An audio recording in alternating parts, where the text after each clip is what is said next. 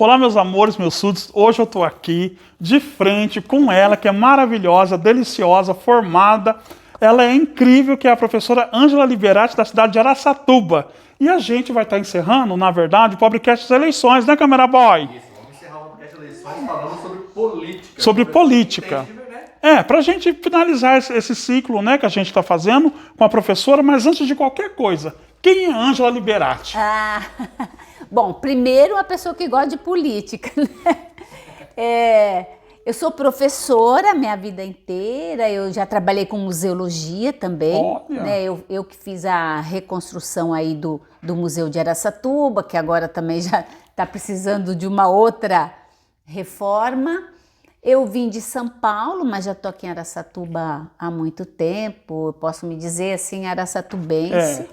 Mas minha paixão é dar aula, então eu já tive uma trajetória aí de dar aula em vários lugares e atualmente eu dou aula na FEA, né, no ensino superior, já faz alguns anos que eu trabalho com ensino superior. Olha que bacana, né, Camera Boy? E o que te levou à profissão de professora? O que te interessou nisso? Porque, na verdade, a gente vê que as pessoas hoje, né, elas parecem que tem dificuldade de escolher uma profissão, né? A juventude, né? A gente da nossa turminha, né? Já tinha uma ideia. Eu mesmo queria ser modelo manequim, mas a senhora resolveu ser professora. Bom, eu sou filha de professores. Olha que bacana. Né? Então, na minha família já tem essa tradição. Mas é uma coisa, eu já fiz outras coisas, né? Eu trabalhei com pesquisa e tal. Mas a sala de aula é a minha paixão. A gente vê que ela fica com o olho brilhando quando fala, né, Camera Boy? Eu adoro dar aula, eu gosto de gente, né? Sim. Então eu sempre penso isso. Tem professor que é muito sério, muito emburrado, muito isso. Porque não gosta de gente. Eu gosto de gente, juntar todo mundo, gente diferente, de opinião diferente e tal. Então, e eu comecei a dar aula muito cedo, assim, já tem altas histórias, né? Porque eu comecei a dar aula, eu entrei na faculdade muito nova, eu ia fazer 17 anos. Nossa, uma menina. Então, imagina, né? Então eu comecei a dar aula, era tão muito sem noção, né? Do que é que... Mas sempre gostei, sempre uma coisa que me trouxe muito carinho, muito retorno. E mais, né? A gente aprende, né? Quando a gente dá aula, a gente aprende. É uma troca, né? Com jovens, como que era assim, professora? Eu acho muito legal. Eu já dei aula assim, desde o Fundamental 2, né? Que hoje se chama 7ª série, 8ª série e tal, criança pequena. Trabalhei muito com ensino médio, com cursinho e... Depois quando eu me mudei para cá, eu conheci o Afonso Toledo e ele me chamou, ele tinha chegado assim na mesma época. Saudoso, né? Nossa, maravilhoso, amigo querido. E ele me chamou para ir dar aula lá na universidade. Eu já tinha dado aula em cursinho, mas mesmo assim eu continuei em colégio e tal. Adolescente é uma delícia. Sim. Eu acho que é um grande erro achar que eles não têm consciência de nada, que eles não gostam de política, que eles não gostam da história. Depende de como você se aproxima, né? Como aborda, né, o tema, E da né? linguagem que você usa, né? Você sim. conversar, tá? E deixar eles manifestarem, porque eles estão num tempo de expandir seus limites, de se descobrir, de querer ser ouvido, né? Então, eu acho uma delícia, assim. É que agora também já tô ficando mais velha, né? Mas uma menina, olha! Isso é uma delícia conversar assim, né? Mas é uma paixão me dar aula, né? Eu tenho isso em mim, eu acho que eu sou professora. Então, Eu acho que nasceu professora, né? E desde pequena eu gostava, assim. E eu tenho outra coisa, né? Eu sempre gostei de estudar. Eu leio assim meio compulsivo, sabe? Então acho que juntou, né, as duas coisas e deu certo, porque eu me sinto assim super realizada. Bom, rico não fica, né? Mas fica rico de informação, né? Não, e você fica rico assim em termos de coração, sabe? a gente é muito nutrida de Eu acho que a maior carinho. riqueza é essa. É essa. Depois da saúde... E eu gosto assim, ó, eu já tive alunos com dificuldades imensas em todos os sentidos. Assim, não tinha dinheiro, não isso, naquilo, não tinha livro. E agora eu encontro a pessoa realizada com a família, que já conseguiu um emprego melhor. Isso é muito gratificante, né? Isso é uma... É fazer a diferença, né? E faz a diferença, tanto que acho que eu vou faz. chamar você, porque você é muito nova. Ai, super. Senhora, né? Fica aparecendo, né? Na época da colônia lá, né? Você é referência de educação na cidade de Araçatuba, né? Eu fico assim, me sentindo muito honrada, Mas né? tem que Porque eu sentir. sempre levei muito a sério. Eu Sim. levo muito a sério as coisas que eu vou fazer, mas é gostoso, né? E qual que foi sua referência na educação? Quem que você pegou como referência? Então, tenho meus pais que sempre trabalharam com escola e sempre foram muito realizados, né? Então, eu cresci num ambiente de muito livro, eu tive essa sorte também, né? De ler jornal, por exemplo, meu pai, eu me alfabetizei mais ou menos muito cedo, porque meu pai lia todo dia 2 jornais, o Nossa. Estadão e a Folha. Sim. E a gente sentava ao lado e ele ia dando pra gente recortar as letras. Olha, Né? Então eu aprendi a ler muito cedo em casa e então essas são referências assim de infância, já de biblioteca, de pegar livro até que não podia ler, a gente lia escondido, sabe? Não é uma delícia? adoro, Ler também, né? escondido. Enfim. Mas na faculdade eu tive uma professora com a qual ainda tenho contato, que ela se chama Vavi Pacheco Borges. Ela é uma bambambam, ela é bem conhecida, né? Um beijo pra você, então, querida, que tá assistindo a gente aí. A Vavi é uma historiadora maravilhosa e eu fui aluna dela e ela era extremamente exigente, então a gente estudava e depois eu fui monitora dela. Olha, Então aí isso me deu, então eu ia até a casa dela para estudar, para ver como ela corrigia os trabalhos. Então isso foi uma lição de vida para mim, assim, eu queria ser a Vavi, sabe? Ela é uma referência. E ainda ela já está, né, mais velha, mas eu ainda tenho contato. que legal, né? Isso é muito querida, bacana. Isso muito mostra o elo que a educação cria entre as pessoas, né? Cria um elo maravilhoso, né? Eu também tenho contato, né, com as minhas professoras, os professores, tem até no grupo no Zap, né? Ah, que e a gente... agora a internet não é espetáculo? É A gente encontra... maravilhoso. Eu encontrei professora minha que dá aula para mim na primeira série, né? Não faz muito tempo assim, né? Oh, É porque a gente é nova. deixa eu perguntar uma coisa. Qual que é o peso de ser educadora no Brasil? Eu sou super otimista, né? Eu vejo as pessoas, isso Brasil, aquilo. Tá certo, a gente tem umas crises, inclusive política, a gente vive uma crise política aí, a gente poderia estar melhor, tal. Mas eu imagino, você está fazendo essa série de eleições, você vai ver. Agora nós estamos em campanha política, é super interessante observar isso. Sim. Mas isso aí sou eu que estou falando, né? Todo político vai salvar o Brasil e a educação. Não tem um que não diga que vai se preocupar com a educação, depois vem logo a saúde, aí, até porque teve o Covid e tal, e um pouco segurança, agora já está entrando aí nesse discurso Segurança político, pública, né? Por causa... Então, mas a educação é assim, não há. E quando você lê a proposta dos partidos políticos, o Brasil tem esse mundo de partido político, e partido político ganha dinheiro pra caramba, né? A gente vai falar sobre isso É um ainda dos negócios, assim, da hora, exorbitantes, né? no Brasil. Você lê a proposta para a educação, é tudo igual. Todos dão valor à educação, ao professor, ao aluno, a família tem que participar, a educação tem que ser democrática. Fica meio que uma ladainha, parece uma reza, sabe? Todo mundo tem que falar igual, né? E eu fico observando e às vezes fico pensando, eu imagino que essa pessoa nunca entrou numa escola, numa sala de aula. Sim. Inclusive os políticos, não os candidatos só, os políticos eleitos. Às vezes eu ouço um discurso e falo, não, esse aí entrou na sala de aula, sim, para se formar, esqueceu, nunca mais voltou. Passeou, né? Porque saber o que é uma escola, as necessidades de um professor, também em termos políticos, eu vejo assim na faculdade muita gente. Ai, tem que ensinar a Constituição na escola, tem que ensinar a escovar dente, tem que ensinar sinal de trânsito, tem que ensinar...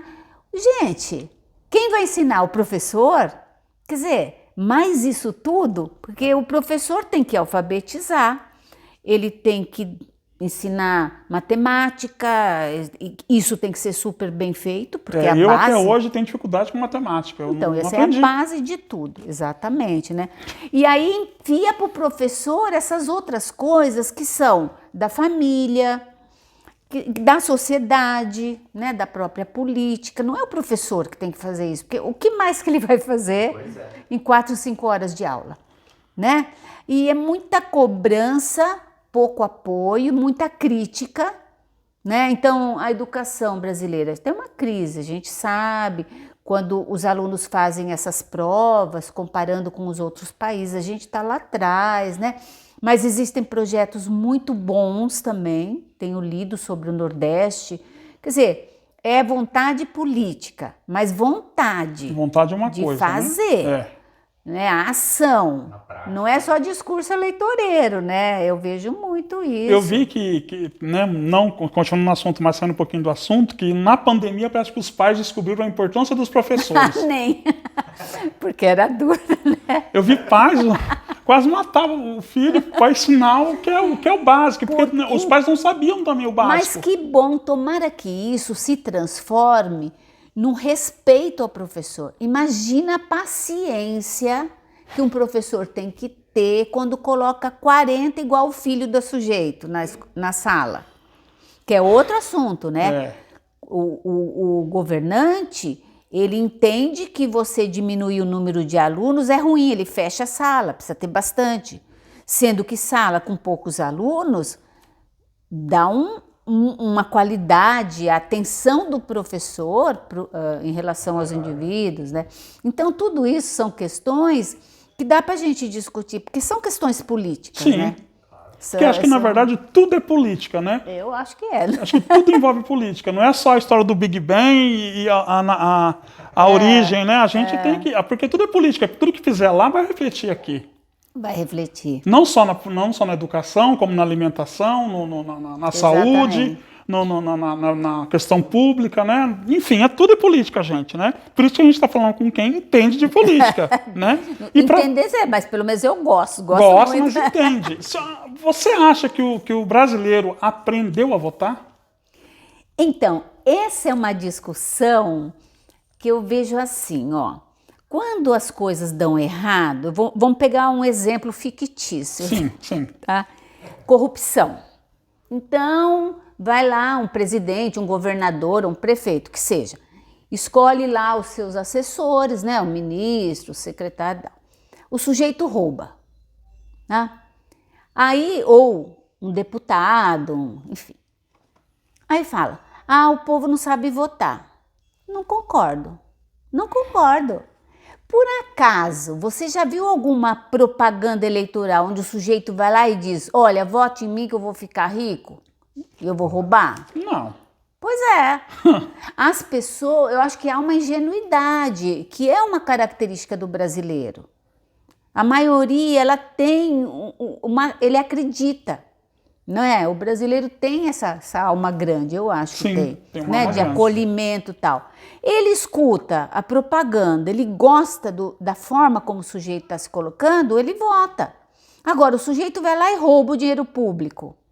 Teve lá a prefeita que roubava dinheiro público para comprar bolsa. Olha que Ela coisa. disse isso na campanha? Não. Que tá um PROCON de eleitor, ia ser bom, né? Sim, deveria ter, né? É uma ideia. Então, essa história de falar que o povo não sabe votar, eu não gosto da ideia em si. Sim. Porque o eleitor, ele não tem muita participação nesse processo de escolher quem serão os candidatos. Quem vai representá-lo, né? Os Estados Unidos tem um processo muito democrático que começa nas cidades.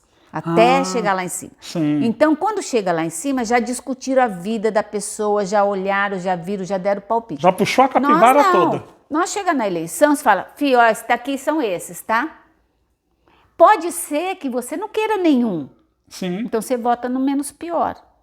Mas não é culpa do eleitor. Eu não gosto de falar, o povo é culpado. Não é. Se o sujeito é corrupto, se o sujeito não cumpriu as propostas de campanha, a responsabilidade é dele, não é do povo. Porque a campanha política é um espetáculo.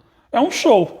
É que agora não tem mais aquele showmício, né? Acabou, né? Ah, mas tem agora na internet. Vai ter, né? Agora tem internet mício, né? O horário eleitoral tá aí e eles vão lá e fazem as propostas.